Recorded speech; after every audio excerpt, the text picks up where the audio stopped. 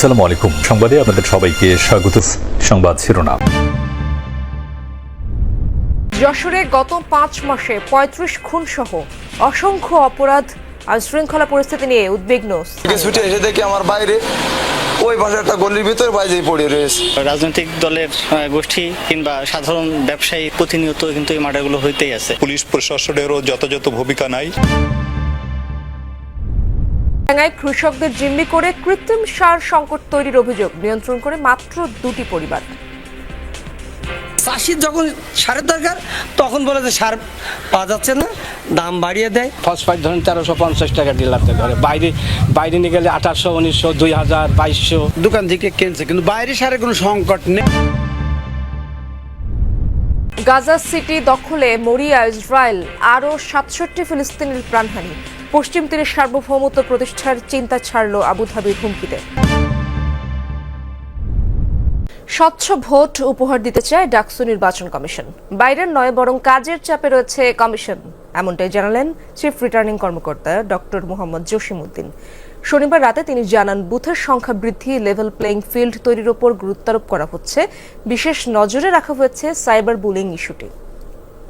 আমরা কোনো ধরনের সেরকম কোনো চাপে নাই, আমাদের কাজের চাপ বেশি, আমরা কাজগুলো করতেছি। সাইবার বুলিং এবং আরও যে অভিযোগগুলো আসতেছে সেগুলো নিয়ে আমরা দিনরাত কাজ করছি। আমরা চেষ্টা করতেছি এই জিনিসটাকে কত কমিয়ে আনা যায়, যত স্বচ্ছতা আনা যায়, সেই বিষয়গুলো নিয়ে আমরা দেখছি। সার্ভিস রোড বা আলাদা লেন নেই দেশের বেশিরভাগ মহাসড়কে। ঝুঁকি নিয়ে মূল সড়কে চলেন স্থানীয়রা। সড়ক দুর্ঘটনার যা অন্যতম কারণ বলছেন বিশেষজ্ঞরা। আবার শহরের ফুটপাত বেদখলে নয়তো চলার অনুপযোগী থাকায় পথচারীরা চলেন মূল সড়কে। বিশ্লেষকদের মতে এমন অবহেলাজনিত দুর্ঘটনার দায় নিতে হবে রাষ্ট্রকে। মহাসড়কে হরহামেশাই চলছে রিকশা, অটো, সিএনজি বা নসিমন, দ্রুত গাড়ির জন্য যা অন্যতম বড় বাধা। ফলাফল সংঘর্ষ ও দুর্ঘটনা। অকালে প্রাণ হারানোর খবর প্রায় প্রতিদিনকার। প্রশ্ন হচ্ছে, এত করে বলার পরেও কেন মহাসড়কে চলছে এসব যানবাহন? কেন সচেতন হচ্ছেন না স্থানীয়রা?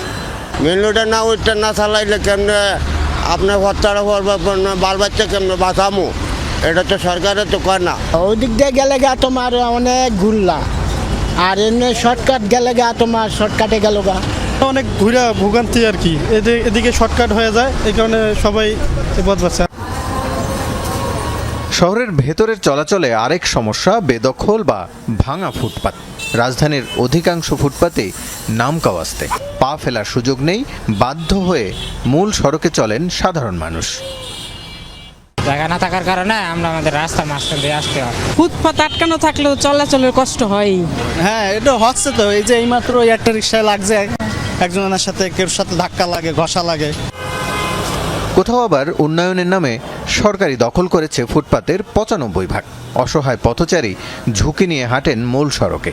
বিশেষজ্ঞরা বলছেন, এসব কাঠামোগত দুর্বলতার দায় সরকারকেই নিতে হবে। ফুটপাত না থাকা, তারপরে আপনার সাইড ডোরগুলো না থাকা, মানুষগুলো কোনো না কোনো কারণে রাস্তার মধ্যে দিয়ে আন্ডারপাসগুলো তৈরি করেছে এমনভাবে যেখানে যে আন্ডারপাসগুলো অধিকাংশ ক্ষেত্রে ব্যবহার হয় না।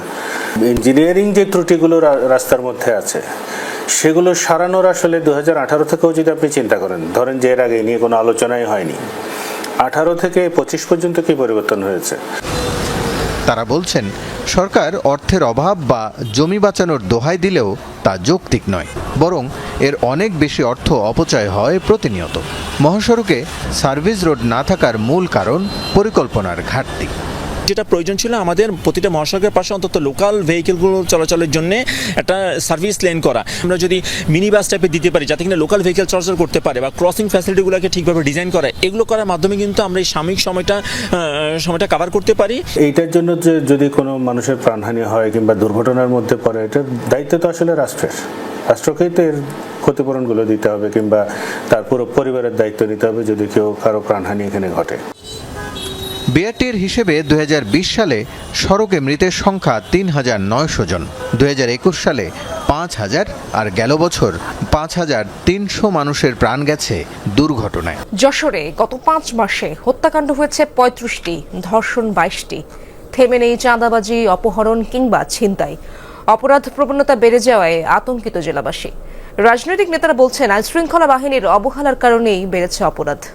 পুলিশের দাবি, পরিস্থিতি নিয়ন্ত্রণে রাখার চেষ্টা চলছে।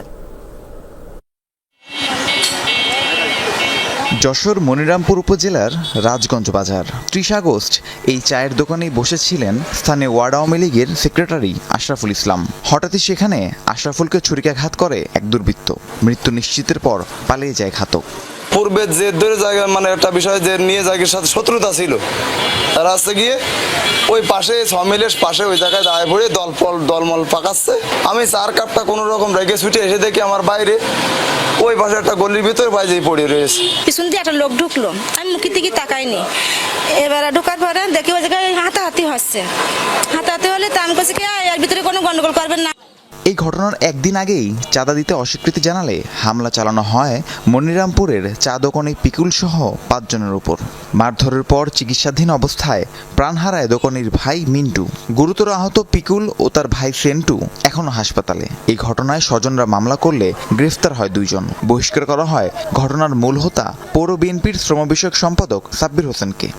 চান্দা নিয়ে হিসেবে মারে, তখন চান্দা মান্দা দিতে পারিনি বলে আমার সেই ছেলের মরি ফেলাইছে। সেই ছেলে আমার মরে গেছে, এখন 2 আছে বাজারে, হাসপাতালে আছে 2। শুধু এই 2টি হত্যাকাণ্ডই নয়, এপ্রিল থেকে আগস্ট পর্যন্ত জেলায় 35টি খুনের ঘটনা ঘটেছে, হয়েছে 22টি ধর্ষণ। থেমে নেই চাঁদাবাজি, অপহরণ বা ছিনতাই। প্রতিনিয়ত কিন্তু এই মার্ডারগুলো হইতেই আছে এবং বিশেষ করে এটা রাজনৈতিক দলের গোষ্ঠী কিংবা সাধারণ ব্যবসায়ী থেকে শুরু করে যে কেউ চাঁদাবাজি এবং হত্যা, এই ধর্ষণ, এই বড় বড় নৈরাজ্যগুলো ঘটে চলেছে। পুলিশ প্রশাসনেরও যথাযথ ভূমিকা নাই এবং রাজনৈতিক প্রতিহিংসা পরায়ণতার ফলেও এই খুন খারাপির নেপথ্যের কাহিনী এটা অনেক অংশেই দেখা যাচ্ছে। রাজনৈতিক নেতারা বলছেন অপরাধের বেশিরভাগই হচ্ছে জমিজমা বা গোষ্ঠীগত বিরোধের জেরে। পরিস্থিতি নিয়ন্ত্রণে আইনশৃঙ্খলা বাহিনীর সকল ইউনিট কাজ করছে বলে জানালেন পুলিশ কর্মকর্তা। অধিকাংশ জায়গায় জমি জমা সংক্রান্ত এবং নিজেদের মধ্যে আভ্যন্তরীণ বিরোধ, গোষ্ঠীগত বিরোধ, বিভিন্ন কারণে এটা হয়েছে। আমরা অত্যন্ত আন্তরিকতার সাথে দেখে এই ঘটনার সাথে কারা জড়িত তাদেরকে আইনের আওতায় আনছি এবং আমরা জেলা পুলিশের মাধ্যমে আমরা যশোরবাসীকে জানাতে চাই যে যশোরে কেউ অপরাধ করে পার পাবে না। জেলায় গত 5 মাসে বিভিন্ন অপরাধে 3000-এরও বেশি আসামিকে গ্রেফতার করেছে পুলিশ। প্রয়োজনের সময় সার না পাওয়ার অভিযোগ নতুন নয়। কৃষকদের জিম্মি করে সারের কৃত্রিম সংকট সৃষ্টি করার পেছনে থাকে ডিলার, ব্যবসায়ী, সিন্ডিকেটের কারসাজি। চুয়াডাঙ্গায় এই সিন্ডিকেট নিয়ন্ত্রণ করে মাত্র 2টি পরিবার।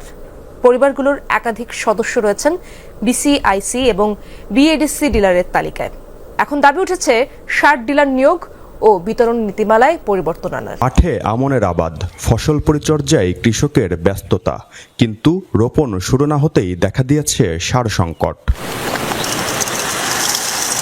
কৃষকদের অভিযোগ, ভর্তুকি মূল্যে ইউরিয়া ও নন ইউরিয়া সার তাদের কাছে পৌঁছানোর জন্য ইউনিয়ন পর্যায়ে ডিলার নিয়োগ করে সরকার, কিন্তু চুয়াডাঙ্গায় ডিলারের কাছ থেকেই চাহিদা মোতাবেক মিলছে না সার। অতিরিক্ত দাম দিয়ে কিনতে হয় খুচরা দোকান থেকে।